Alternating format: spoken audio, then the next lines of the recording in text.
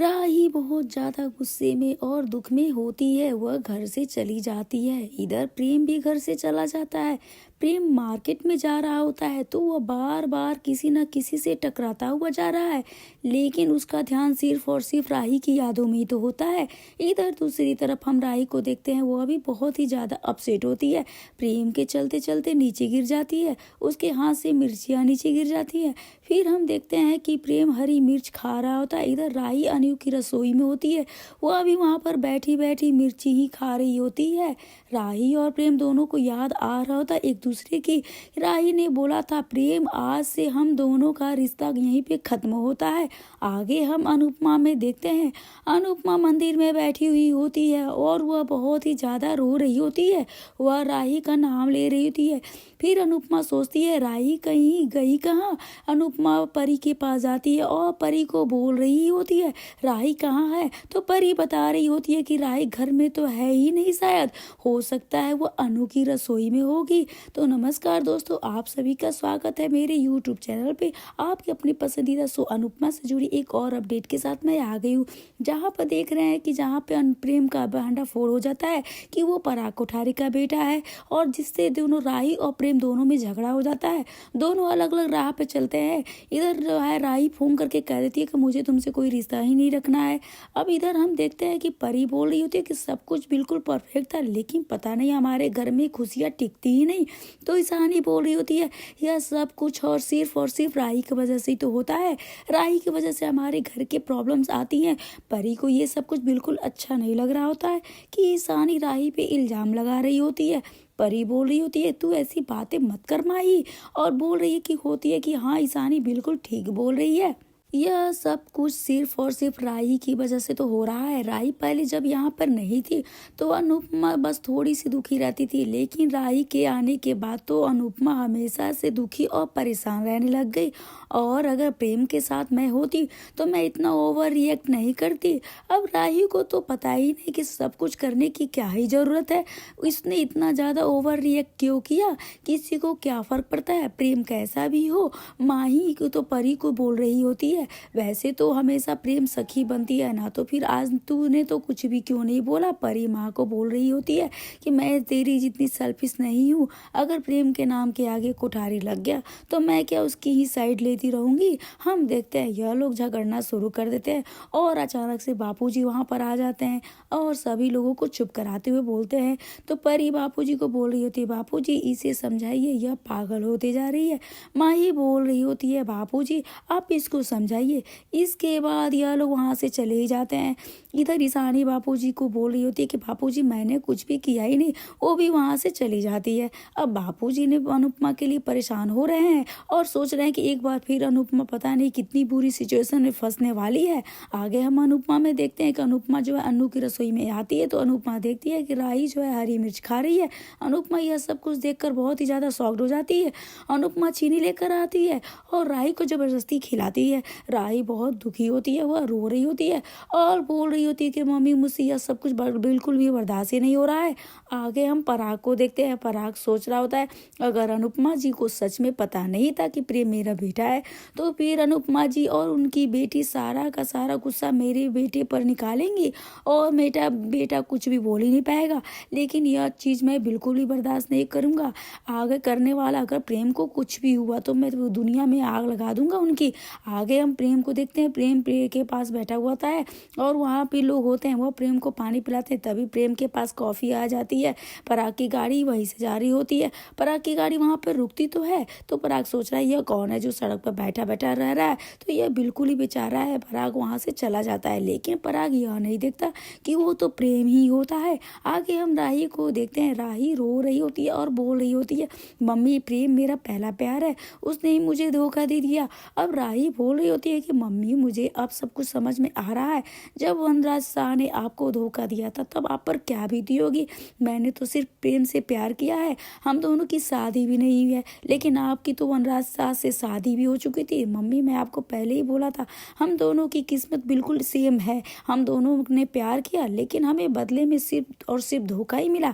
आगे हम प्रेम को देखते हैं। प्रेम कवि से बात कर रहा होता है और उसे बोल रहा होता है, राही ने इतना जल्दी रिश्ता ही तोड़ दिया। मैंने सोचा था कि मैं अपने पास्ट को भुला दूंगा और कभी अपने पास्ट को सामने नहीं आने दूंगा। मैं सोच रहा था मैं राही के साथ एक हंसी खुशी ज़िंदगी बिताऊं, लेकिन राही ने तो इतना जल्दी और इतनी आसानी से रिश्ता हमारा तोड़ दिया। उसे ऐसा नहीं करना चाहिए था। मैंने भी उसकी हर गलती को समझा, कभी उसे जज नहीं किया। अब राही बोल रही होती है, मम्मी अब मेरे और प्रेम के रिश्ते का क्या होगा। अब अनुपमा उसे समझाते हुए बोलती है कि राही यह तेरी ज़िंदगी है और तू जो वही फैसला करेगी, मैं तेरे साथ हूँ। वैसे भी पराग कोठारी को तुम्हारा और प्रेम का रिश्ता तो बिल्कुल मंजूर नहीं है। वो लोग तुम्हें एक्सेप्ट बिल्कुल नहीं करने वाले।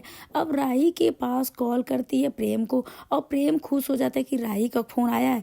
अब प्रेम राही को बोल रही होती है कि राही, हम दोनों ने आज गुस्से में कुछ ज़्यादा ही रिएक्ट कर दिया है, लेकिन मैं घर आता हूँ, हम दोनों अच्छे से बैठकर बात करेंगे। राही बोल देती है वहीं पे, नहीं, हम दोनों का रिश्ता आगे नहीं बढ़ना चाहती। मैं प्रेम को यह बात बिल्कुल भी अच्छी नहीं लगती है और वो काफ़ी ज़्यादा अपसेट हो जाता है। प्रेम बोल रहा होता है, नहीं राही, राही तो बोल ही रही होती है, प्रेम मुझे नहीं पता प्यार का क्या होगा, लेकिन मुझे इतना पता है कि हम दोनों का रिश्ता आज यहीं पे ख़त्म करती हूँ और वह आगे नहीं बढ़ सकता। इसके बाद वो राही जो है कॉल कट कर देती है। आगे हम देखने वाले हैं कि प्रेम रोने लग जाता है, वो बहुत ही ज़्यादा टूटा हुआ होता है। फिर हम कृष्ण कुंज का सीन देखते हैं जहाँ पर हम पाखी, डोली, तोसू और बा को देखते हैं। पाखी बोल रही होती है तो प्रेम कोठारी निकला, तो तोसू बोलता है यह तो राजकुमार निकला। अब डोली फूई जो बोल रही होती है कि वो ऐसा राजकुमार नहीं है, वो बहुत ही अमीर है। इधर बा बोल रही थी मैंने पता नहीं उसे क्या क्या बोल दिया है, अब कभी भिखारी, कभी गरीब, कभी शरारती। तोसू बोल रहा होता है बा मैंने भी तो उसे 2-4 थप्पड़ भी लगा दिए। अब बा बोल रही होती है तोसू, सोच अगर पराग कोठारी को ये सारी चीज़ें पता चलेंगी तो पराग कोठारी तेरा क्या हश्र करेगा। तो तोसू बोला होता है बा ऐसा कुछ भी नहीं होगा, अगर पराग कोठारी एक बड़ा बिजनेसमैन है तो एक बेबस बाप भी तो है, तभी तो उसने मम्मी को मिलने के लिए बुलाया था। तो उस वहीं पे बोल रहा होता है बच्चे तो माँ बाप की कमजोरी होते हैं। तो बाप बोल रही होती हाँ यह बात तू बिल्कुल सही बोल रहा है कि तू कितना निकम्मा है, तब भी अनुपमा ने तुझे माफ़ कर दिया। अब प्रेम तो कितना अच्छा इंसान है। तो उसको बोला था माँ बाप को तो अपने बच्चे के सामने झुकना ही पड़ता है, और मेरे और स्वीटी के सामने भी तो आप लोग झुक गए थे ना। डोली बोल रही है हाँ मैंने भी पहले मीनू को एक्सेप्ट नहीं किया था, लेकिन ना मुझे मीनू से बिल्कुल भी गुस्सा नहीं था। तो वहीं पे तोसू बोल रहा होता कि हाँ यह तो बात है, अगर प्रेम हमारी साइड हुआ तो पराग कोठारी हमारा कुछ नहीं कर सकता। पागी बोल रही होती है तोसू भाई प्रेम और राही का तो झगड़ा तो हो गया। तोसू बोल रहा होता है प्रेम है तो कोठारी ना हुआ कोठारी ही रहेगा। आप लोग सोचो एक बार अगर राही और प्रेम की शादी हो गई तो सारे के सारे कोठारी और समधी बन जाएंगे और हमारी भी इतनी इज्जत बढ़ जाएगी, सोचिए जरा, सब लोग उससे बहुत ज़्यादा खुश हो रहे होंगे। तो दोस्तों वही बोल रहा था हम लोग अमीर बन जाएंगे, हमारे पास बंगला होगा, कोठी होगी, गाड़ी होगी।